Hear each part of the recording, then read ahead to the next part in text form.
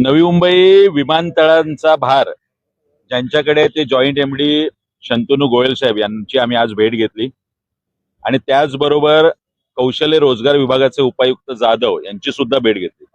कालपासून आम्ही हेच सांगतोय की सिडकोकडे कुठल्याही पद्धतीने इथले स्थानिक आणि मराठी भाषिक मुलं घेण्यासंदर्भातलं कुठलंही धोरण दिसत नाही आणि निर्लज्जपणे सिडको हे लेखी स्वरूपात महाराष्ट्र नवनिर्माण सेनेला लिहून देत आहे। आज जे काही बोलायचं ते आम्ही शंतनू गोयल यांच्याशी बोललोय, ही आमच्याकडून चूक झाली असं त्यांनी स्वतः आमच्या चर्चेमध्ये कबूल केलेलं आहे। स्किल डेव्हलपमेंट संदर्भात सुद्धा आम्ही कौशल्य रोजगार विभागाशी संलग्नता घेऊन आम्ही त्याचा एक कार्यक्रम आखलेला आहे अशी सुद्धा माहिती त्यांनी आम्हाला दिली।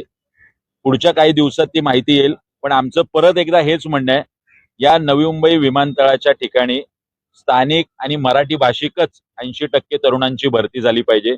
जी काय आता टर्मिनल 1 ला 25,000ची भरती असेल, पुढच्या काही दिवसात 4ही टर्मिनलला 1,00,000ची रोजगार भरती असेल, या सगळ्यांवरती बारीक नजर महाराष्ट्र नवनिर्माण सेनेची आहे।